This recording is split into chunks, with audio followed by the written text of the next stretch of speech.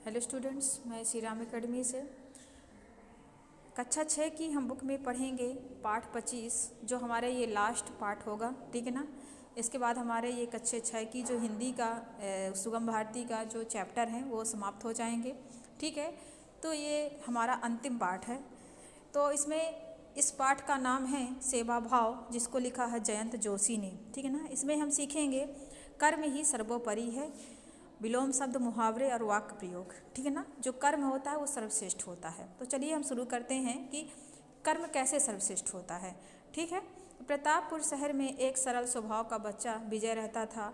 दूसरों की सेवा करना उसको बहुत अच्छा लगता था। वह मोहल्ले में रहने वालों की ही नहीं बल्कि अपने आसपास के पेड़ पौधों और पशु पक्षियों की भी सेवा करता था। मोहल्ले वाले उसे बहुत स्नेह करते थे। गर्मियों की छुट्टियां प्रारंभ हो चुकी थी। इन छुट्टियों में विजय अपने नाना नानी के गांव सूरजगढ़ घूमने लगा। ठीक है ना। सूरजगढ़ घूमने लगा हुआ है। वहाँ पर वह नाना जी के साथ प्रतिदिन प्रातःकाल घूमने जाता था।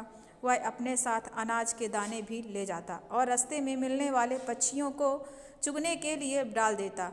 इतना ही नहीं, कभी वह किसी बूढ़ी दादी को रास्ता पार करा देता तो कभी रास्ते में मिलने वाले घायल पशुओं को देखकर उनकी मदद करता। यदि पशु अधिक कष्ट में होते तो विजय उसकी सूचना गांव के पशु चिकित्सक में देता था। विजय का यह सेवा भाव देखकर नाना जी का मन ही मन खुश होते, लेकिन उसे चिढ़ाने के लिए कहते, बेटा तू यहाँ मेरे साथ घूमने आता है या इन सब की सेवा करने। ठीक है जी। विजय तत्काल उत्तर देता, नाना जी आप भी तो पिताजी की तरह मुझे गीता में लिखी हुई अच्छी अच्छी बातें सिखाते हैं। मैं उन्हें सीखने के साथ साथ अपनाता भी हूँ, ऐसा विजय कहता। ठीक है। आपने ही तो कहा था कि गीता में लिखा है कि संसार में सभी प्राणियों को समान भाव से देखो, इसलिए मुझे पेड़ पौधे, पशु पक्षियों और मनुष्यों की सेवा करने में भेदभाव का अनुभव नहीं होता। ठीक है ना। तो जो विजय था तो वो पेड़ पौधे, पशु पक्षी सभी की सेवा करता था। देखिए कितने अच्छे से कर रहा है। ये आप लोग पढ़ रहे हैं ना, सुन रहे हैं ना। ठीक है ना। तो हमें भी ऐसे हेल्पफुल रहना है, यानी कि सभी की सहायता करना है। ठीक है। नाना जी ने गर्व से विजय की पीठ थपथपाते हुए कहा, शाबाश विजय। क्या कहा? शाबाश विजय। जब हम कोई काम करते हैं अच्छा तो हमारी मम्मी, हमारे पापा, हमारे नाना, हमारे मामी बोलते हैं ना, शाबाश बेटा, गुड, वेरी गुड बोलते हैं ना। उसी तरह से विजय को भी शाबाशी मिल रही है। मुझे लगता है कि तुम ना सिर्फ गीता के उपदेश सुनते हो बल्कि उन्हें आत्मसात भी करते हो, है ना। आत्मसात का मतलब होता है कि उसका अनुसरण करना, यानी उसे आत्मा से क्या करना, ग्रहण करना। तो वह गीता के उपदेश ही नहीं सुनता था बल्कि उसको फॉलो भी करता था। ठीक है ना। इसीलिए कहते हैं आत्मसात, यानी किसी चीज़ को फॉलो करना खुद के ऊपर, वो क्या होता है, आत्मसात कहलाता है।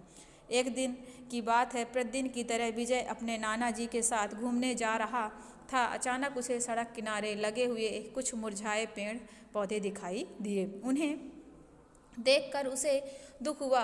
उसने नाना जी से कहा, नाना जी मैं अभी आता हूँ। यह कहकर वह आसपास पानी ढूंढने लगा। उसे पास में ही हैंडपंप दिखलाई दिया। वह दौड़कर वहां पहुंचा और हैंडपंप पर पानी भरने वाले सज्जन से बड़ी विनम्रता के साथ बोला, दादाजी देखिए विस्मयादि बोधक लिखा चिन्ह। यहाँ पर दादाजी बोलता क्योंकि बुजुर्ग रहा होगा। और देखिए विस्मयादि बोधक का चिन्ह भी लगा हुआ। क्या आप मुझे एक बाल्टी पानी दे सकते हैं? विजय की भोली सूरत देखकर उसने तुरंत ही उसे पानी दे दिया। विजय ने पानी ले जाकर उन मुरझाए हुए पेड़ पौधों में डाल दिया। यह सारा दृश्य सड़क के किनारे खड़ी कार में बैठा एक व्यक्ति देख रहा था। उसने संकेत से विजय को अपने पास बुलाया। विजय अपने नाना जी का हाथ पकड़े हुए उस व्यक्ति के पास गया। कार से बाहर निकलकर उस व्यक्ति ने बेटा, फिर देखिए विस्मयादि बोधक चिन्ह लगा हुआ बेटा के बाद, आप उन पेड़ पौधों में पानी क्यों डाल रहे थे, ऐसा क्वेश्चन करता है। विजय ने बड़ी सरलता से उत्तर दिया, मैंने इन पेड़ पौधों को मुरझाते हुए देखा, इसलिए मैंने इसमें पानी डाला। मेरे पिताजी कहते हैं कि गीता का सार है कि संसार के समस्त प्राणियों को परमात्मा का वास होता है, अतः उनकी सेवा करना परमात्मा की सेवा करना है। शाबाश बेटे। फिर उसने कहा, शाबाश बेटे। कितना कहकर उस व्यक्ति ने अपनी जेब के 50 रुपये निकाले और विजय की ओर बढ़ा दिए। विजय ने आश्चर्य भाव से साथ उनकी ओर देखा और हंसते हुए बोले, बेटा यह तो तुम्हारे अच्छे काम का पुरस्कार है। विजय ने कहा, मैं क्षमा चाहता हूँ, यह रुपए नहीं ले सकता। मैंने उन पौधों को पानी मात्र सेवा भाव के कारण डाला है, इसलिए नहीं मुझे कोई पुरस्कार मिले। यानी कि मुझ में एक सेवा भाव है, मुझे अंदर से ऐसा लगा। सेवा भाव का मतलब है कि मुझे अंदर से कोई चीज़ फील होना, इसलिए मैंने ऐसे किया है। किसी पुरस्कार की अपेक्षा रखते हुए मैंने ऐसा कार्य नहीं किया है। ऐसा विजय ने उसे आंसर दिया, उत्तर दिया। विजय की यह बात सुनकर उस व्यक्ति को बहुत आश्चर्य हुआ। उसने विजय के सिर पर स्नेह से हाथ फेरते हुए कहा, बहुत अच्छे बेटा, हमने तो सिर्फ गीता में पढ़ा था कि कर्म करो फल की इच्छा मत करो, लेकिन तुमने तो गीता को इस सीख को अपने जीवन में अपनाया भी है ना। हमने पढ़ा था कि कर्म करो फल की इच्छा मत करो, लेकिन तुम तो सचमुच फल की इच्छा ना करते हुए कार्य को कर रहे हो। विजय बड़े ही ध्यान से उन सज्जन की बातें सुन रहा था। वह सज्जन बोले, मेरा नाम धनिक लाल है, मेरे सामने आम का बहुत बड़ा बगीचा देख रहे हो, मैं उसका स्वामी हूँ। तुम्हारे निष्काम सेवा भाव से मेरे हृदय को छुआ है। मैं तुम्हें स्नेहपूर्वक कुछ भेंट देना चाहता हूँ। इतना कहकर उस सज्जन ने अपनी कार के आमों से भरा एक टोकरा निकालकर विजय की ओर बढ़ा दिया। विजय ने नाना जी की ओर देखा, उन्होंने सिर हिलाकर उसे मौन स्वीकृति दे दी, है ना। विजय ने आमों का टोकरा लेकर उस सज्जन को प्रणाम किया और नाना जी के साथ वापस घर की ओर चल दिया। रास्ते में विजय सोचता रहा, पिताजी सही कहते हैं कि कर्म करो फल की चिंता मत करो। आज उनकी सीख का परिणाम है। मैंने तो बिना इच्छा के ही सेवा की थी, जबकि उसका फल मुझे इतना अच्छा मिला। रास्ते में विजय को बहुत सारे बच्चे मिले। विजय ने उनको आमों वाले चाचा जी से प्राप्त आमों से सभी बांटते हुए घर पहुंचा। एक एक सबको आम देते गया। घर पहुंचकर आमों की टोकरी में से एक आम का फल लेकर शेष सभी आम नाना जी को देते हुए कहा, नानी, यह आम मोहल्ले के सभी को बांट दो, मैंने अपने लिए एक फल ले लिया है। ठीक है। नाना जी ने घर के सभी सदस्यों की विजय की भूरी भूरी प्रशंसा की और घर के सभी सदस्यों के रास्ते में घटी घटना को सुनाया। ठीक है ना। तो देखिए, जो विजय की आदतें थी बहुत अच्छी थी। ठीक है। वो क्या किया, सबको फल बांटता गया और फिर अपनी नानी जी को दे दिया। जैसे जब बच्चे होते हैं तो बड़ों का जो हृदय होता है वह बड़ा ही पुलकित हो जाता है और वह चाहते हैं कि कितना अच्छा बेटा है जिसने हमारा ऐसा कार्य किया।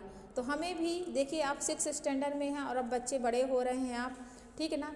तो मैं चाहती हूँ भी आप भी ऐसे ही काम करें, है ना, कि आपके बड़े जो हैं आपसे खुश रहें। ठीक है ना। हमेशा कर्म करें जैसे विजय कर रहा था, फूलों को पानी देना, किसी की हेल्प करना। कोई रास्ते में जा रहा है, ट्रैफिक आ रहा है, अंधा है, लूला है, लंगड़ा है, उसे आप कहते हैं सड़क क्रॉस करवा दें। ठीक है ना। तो इस तरह की जो सहायता होती है वो बिन कहे होती है और सेवा भाव से होती है। तो इस पाठ का अर्थ यही है कि आपके अंदर भी सेवा भाव का जागरण हो। ठीक है। तो विजय जैसे आप भी हेल्पफुल बने। ठीक है। सबकी सहायता करें, है ना, और अपने आप को भी वेरी गुड या शाबाश जैसी बातों को कहलवाने का श्रेय प्रदान करें। ठीक है। धन्यवाद स्टूडेंट्स।